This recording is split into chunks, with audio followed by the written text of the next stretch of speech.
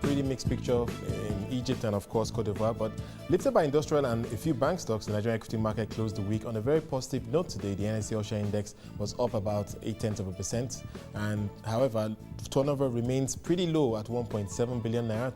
Top gainers today included the likes of cement makers Lafarge Wapco and Ashaka Cement, UAC Properties, FCMB and Diamond Banks were also among the gainers on what should be the last trading day before the launch of the new trading system that could revolutionize activity on the NSE. Opoyimola Dejo, Chief Operating Officer at Mountain Investment and Securities, joins us now to take us through the day's trade and what to expect next week. Opoyemi, thank you so much for joining us. So a pretty flat performance for the quarter, the market up only about 1.5%. Talk us through your thoughts about how the market has been trading over the last few weeks.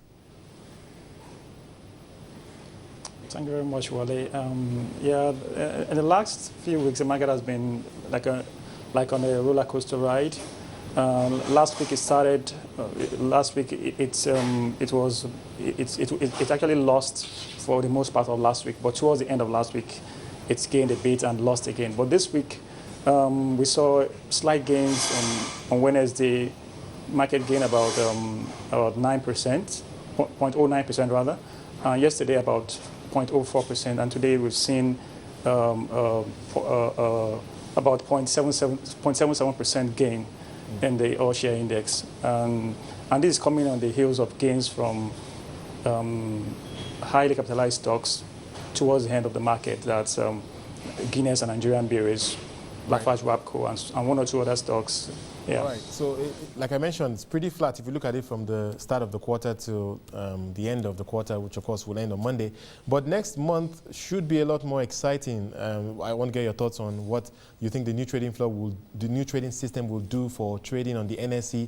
I think one big takeaway that I'm getting from interaction with stockbrokers going into next week is that they're changing their business model a little bit. A lot of them cutting commissions on trade, bringing down the requirements for the investors to open accounts, so targeting the retail investors clearly.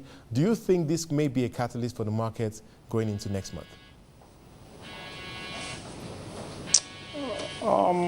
Whether that's actually, I think that'll be very difficult for us to actually come to a conclusive position on that now. You know, companies have different strategies they are adopting, and because we're having a new platform, obviously companies will try to see how they could use that platform to market their existing and prospective clients. You know, and different companies have different cost profiles, and they might decide to see how well they can manage their cost and see how they could attract customers, maybe by charging lower commission. You know, but on the whole, you know, companies will try and do what they feel is good for them with respect to their own cost structures.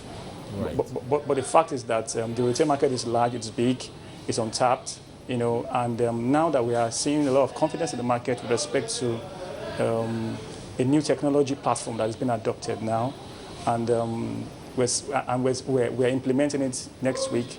You know, that's, to me, I think it's good news, and it's going to generate a lot of interest, a renewed interest in the market.